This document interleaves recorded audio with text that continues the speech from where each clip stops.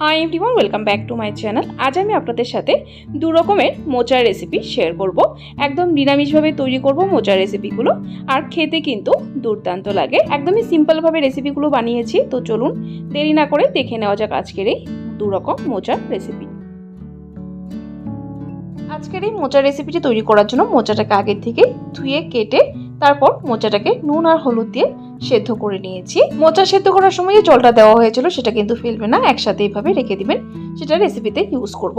তারপর তার সাথে নিয়েছি আলুগুলোকে খোসা ছাড়িয়ে এইভাবে একটু বড় টুকরো করে কেটে নিয়েছি। আর তার সাথে নিয়েছি দুটো লাল টমেটোগুলোকে এভাবে টুকরো করে কেটে নিয়েছি। তো চলুন এখন রান্না শুরু করা যাক।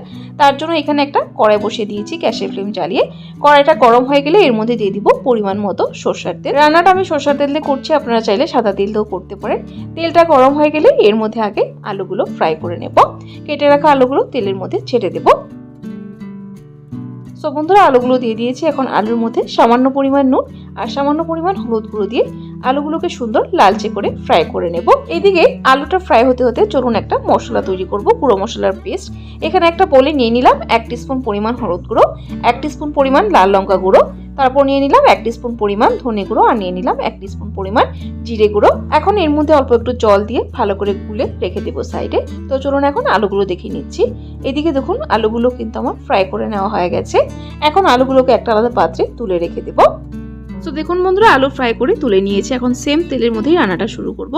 এই তেলের মধ্যে দিয়ে দিলাম একটা তেজপাতা চিড়ে, তারপর দিয়ে দিলাম একটা শুকনো লঙ্কা, আর ফোড়নে দিয়ে দিলাম 1 টিস্পুন পরিমাণ গোটা জিরে, আর তার সাথে 3টে এলাচ থেতো করে দিয়ে দিলাম। তারপর দিয়ে দিলাম 1 টিস্পুন পরিমাণের মতো আদা গ্রেট করে। সবকিছু একসাথে 10 থেকে 15 সেকেন্ড সময় নিয়ে ভালো করে ভেজে নেব। সো বন্ধুরা, ভালো করে ভেজে নিয়েছি। এখন এর মধ্যে দিয়ে দিব কেটে রাখা টমেটোটাকে দিয়ে ভালো করে নেড়ে চেড়ে এর মধ্যে একটু দিয়ে দিব নুন, যাতে করে টমেটোটা খুব তাড়াতাড়ি গলে যায়। এখন টমেটোটাকে ঢাকা দিয়ে মিডিয়াম ফ্লেমে 2 মিনিটের জন্য কুক করব। 2 মিনিট পর ফিরে আসছি।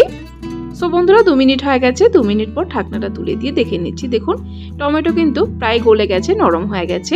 এর চাইতে আর বেশি গলানোর প্রয়োজন নেই। তারপর এর মধ্যে দিয়ে দিব গুলে রাখা মশলাটাকে দিয়ে ভালো করে টমেটোর সাথে কষিয়ে নেব। যতক্ষণ না মশলা থেকে তেল আলাদা হয়ে যাচ্ছে ততক্ষণ অবধি ভালো করে কষাবো মশলাটা। সো বন্ধুরা, দেখুন মশলাটা খুব ভালো করে কষানো হয়ে গেছে, মশলা থেকে তেল বেরিয়ে এসে গেছে। এখন এর মধ্যে অ্যাড করে দেব সেদ্ধ করে রাখা মোচাটা। সো বন্ধুরা, মোচাটা অ্যাড করে দিয়েছি। মোচাটাকে দিয়ে ভালো করে মশলার সাথে নেড়ে চেড়ে তারপর ভেজে রাখা আলুটাও অ্যাড করে দেব। সো বন্ধুরা, আলু অ্যাড করে দিয়েছি। এখন ভালো করে নেড়ে চেড়ে মিক্স করে আবারও ঢাকা দিয়ে 5 মিনিট সময় নিয়ে কুক করে নেব, যাতে করে আলুটাও সুন্দরভাবে গলে যায়। সো বন্ধুরা, 5 মিনিট হয়ে গেছে। 5 মিনিট পর ঢাকনাটা তুলে দিয়ে দেখে নিচ্ছি। দেখুন আলু কিন্তু সুন্দরভাবে গলে গেছে। এখন ভালো করে নেড়েচেড়ে একটু সময় কষিয়ে তারপর এর মধ্যে অ্যাড করব অল্প একটু জল। এই মোচার ঘন্টটা একটু ঝোল করে করব। জলের পরিমাণটা খুব একটা কিন্তু বেশি দেব না, একটু মাখা মাখা থাকবে। দেখতে পাচ্ছেন জলটা কতটা অ্যাড করেছি। এখন জলটাকে দিয়ে ভালো করে নেড়েচেড়ে এর মধ্যে দিয়ে দিব নুন আগেও দেওয়া হয়েছে, টেস্ট করে প্রয়োজন অনুসারে নুনটা দিবেন। তারপর দিয়ে দিলাম 1/2 টিস্পুন পরিমাণ চিনি। একটু মিষ্টি দিলে খেতে ভালো হয়, যদি অপছন্দ করেন মিষ্টিটা তাহলে স্কিপ করতে পারেন। নুন আর চিনি দেওয়ার পর আরো 1 মিনিট সময় ভালো করে নেড়েচেড়ে কুক করে নেব। সো বন্ধুরা, ভালো করে কুক করে নিয়েছি 1 মিনিট সময় নিয়ে। প্রায় রেসিপিটি তৈরি হয়ে গেছে। এখন লাস্ট নামানোর আগে এর মধ্যে দিয়ে দিলাম 2 টিস্পুন পরিমাণ ঘি। এই রেসিপিতে ঘিয়ের ফ্লেভারটা কিন্তু দারুণ হয়, অবশ্যই ঘিটা অ্যাড করবে।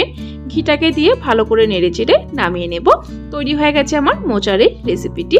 এই রেসিপিটি এরকমই থাকে, একটু ঝোল থাকে। ভাতের সাথে মেখে খেতে কিন্তু দারুণ লাগে। এমনিতেও কিন্তু মোচার ঘন্টটা শুকনো থাকে। আর আজকের এই মোচার রেসিপিটি একটু ঝোল করে তৈরি করেছি, ভাত দিয়ে খেতে দারুণ লাগে। যদি কখনো এইভাবে বানিয়ে না খেয়ে থাকেন অবশ্যই একবার বানিয়ে খাবেন, দারুণ হয় খেতে।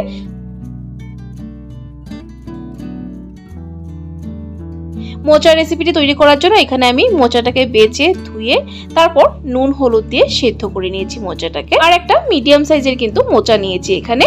তো চলুন এখন রান্নাটা শুরু করা যাক। যেহেতু মুগ মোচা করব, আগে মুগ ডালটা ভেজে নিতে হবে। এখানে কড়াই বসিয়ে দিয়েছি, শুকনো কড়াইতে 1/2 কাপ পরিমাণ মুগ ডাল নিয়ে নিয়েছি। মুগ ডালটাকে এভাবে অনাবরত নেড়ে চেড়ে হালকা লালচে করে মুগ ডালটাকে ভেজে নেব। সো দেখুন বন্ধুরা, মুগ ডালটা আমার ভেজে নেওয়া হয়ে গেছে। ঠিক এরকম ভাবে হালকা করে ভেজে নিতে হবে। মুগ ডালটা বেশি কড়া করে ভাজবেন না, তাহলে সেদ্ধ হতে অসুবিধা হতে পারে। এখন মুগ ডালটাকে আলাদা পাত্রে নামিয়ে তারপর মুগ ডালটাকে ধুয়ে নেব। তো চলুন বন্ধুরা, এখন ফাইনাল রান্নাটা শুরু করা যাক। সেম কড়াইতে দিয়ে দিলাম পরিমাণ মতো সরষের তেল। আমি রান্নাটা সরষের তেল দিয়ে করছি, আপনারা চাইলে কিন্তু সাদা তেল দিয়েও রান্নাটা করতে পারেন। তেলটা গরম হয়ে গেলে এর মধ্যে দিয়ে দিলাম একটা তেজপাতা, একটা শুকনো লঙ্কা আর ফোড়নে দিয়ে দিলাম 1 টিস্পুন পরিমাণ গোটা জিরে। তারপর দিয়ে দিয়েছি কিছু গোটা গরম মশলা, দালচিনি, এলাচ, লং এগুলো একটু থেতো করে দিয়ে দিয়েছি। গরম মশলা এবং ফোড়নটাকে 10 থেকে 15 সেকেন্ড সময় নিয়ে ভালো করে ভেজে তারপর এর মধ্যে দিয়ে দিলাম দুটো মিডিয়াম সাইজের লাল টমেটো পেস্টটাকে দিয়ে ভালো করে নেড়ে চেড়ে একটু সময় কুক করে নেব। এই সময় এর মধ্যে অ্যাড করে দেব আদা আর কাঁচা লঙ্কা থেতো করে, আপনারা চাইলে আদা কাঁচা লঙ্কাটা পেস্ট করেও দিতে পারেন। এখন টমেটোটাকে একটু সময়ের জন্য কুক করে নেব যতক্ষণ না টমেটোর কাঁচা ভাবটা চলে যাচ্ছে। সো বন্ধুরা টমেটো কুক করে নেওয়া হয়ে গেছে। এখন এর মধ্যে অ্যাড করব কিছু গুঁড়ো মশলা। আগে দিয়ে দিলাম স্বাদ অনুসারে নুন, তারপর দিয়ে দিলাম হলুদ গুঁড়ো 1 টিস্পুন পরিমাণ, ধনে গুঁড়ো 1 টিস্পুন পরিমাণ, জিরে গুঁড়ো আর দিয়ে দিব 1 টিস্পুন পরিমাণ লাল লঙ্কা গুঁড়ো। এখন এই গুঁড়ো মশলাটাকে টমেটোর সাথে মিক্স করে ভালো করে কষিয়ে নেব যতক্ষণ না মশলা থেকে তেলটা আলাদা হয়ে যাচ্ছে। সো দেখুন বন্ধুরা খুব ভালো করে কষিয়ে নিয়েছি, মশলা থেকে তেল আলাদা হয়ে বেরিয়ে গেছে। এখন এর মধ্যে অ্যাড করে দিলাম ধুয়ে রাখা মুগ ডালটাকে দিয়ে ভালো করে মশলার সাথে নেড়েচেড়ে মিক্স করে এর মধ্যে একসাথে মোচাটাও অ্যাড করে দেব।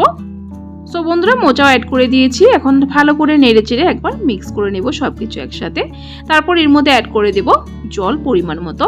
যেহেতু মুগ ডাল আছে, মুগ ডালটা সেদ্ধ করতে জলের প্রয়োজন হবে, তাই এখানে জল অ্যাড করে দিলাম। প্রায় 1 কাপের মতো জল অ্যাড করে দিয়েছি। এখন ঢাকা দিয়ে মিডিয়াম ফ্লেমে কুক করব যতক্ষণ না ডালটা প্রায় 80% সেদ্ধ হয়ে যাচ্ছে।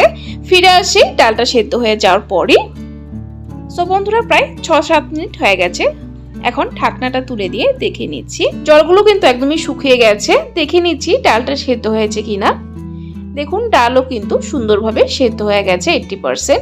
বেশি কিন্তু সেদ্ধ করবো না, বেশি সেদ্ধ করলে ভালো লাগে না খেতে, একদম মিক্স হয়ে যায়, গলে যায়। তাই ডালটা যাতে দানা দানা থাকে সেরকম ভাবে সেদ্ধ করব।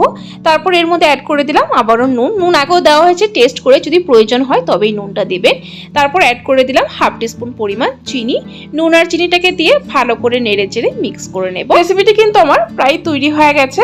এখন লাস্ট নামানোর আগে এর মধ্যে দিয়ে দিব 1/2 টিস্পুন পরিমাণ গরম মশলা আর দিয়ে দিব 1 টিস্পুন পরিমাণ ঘি গরম মশলাটাকে দিয়ে ভালো করে নেড়ে চেড়ে মিক্স করে তারপর গ্যাসের ফ্লেমটা বন্ধ করে দেব।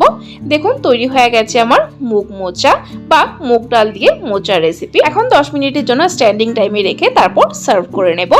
গরম গরম ভাত, রুটি বা পরোটা সবকিছুর সাথে কিন্তু এই রেসিপিটি খেতে পারবে। অসাধারণ স্বাদের একটি রেসিপি, অবশ্যই একবার ট্রাই করবেন যদি না খেয়ে থাকে। বন্ধুরা আজকের এই 2 রকম মোচা রেসিপি আপনাদের কাছে কেমন লাগলো অবশ্যই ট্রাই করে কমেন্ট বক্সে জানাবেন। যদি ভালো লেগে থাকে তাহলে কিন্তু একটা লাইক অবশ্যই দিয়ে দিবেন। আর এরকম রেসিপির আপডেট পাওয়ার জন্য আমার চ্যানেলটাকে সাবস্ক্রাইব করে দিবেন। সাবস্ক্রাইব করে পাশে থাকা বেল আইকনটা ক্লিক করে অল করে দিবেন, তাহলে আমার চ্যানেলে যখনই কোনো নতুন রেসিপি আসবে নোটিফিকেশন আপনাদের কাছে পৌঁছে যাবে। ভিডিওটি সম্পূর্ণ দেখার জন্য অসংখ্য ধন্যবাদ। ভালো থাকবেন, সুস্থ থাকবেন।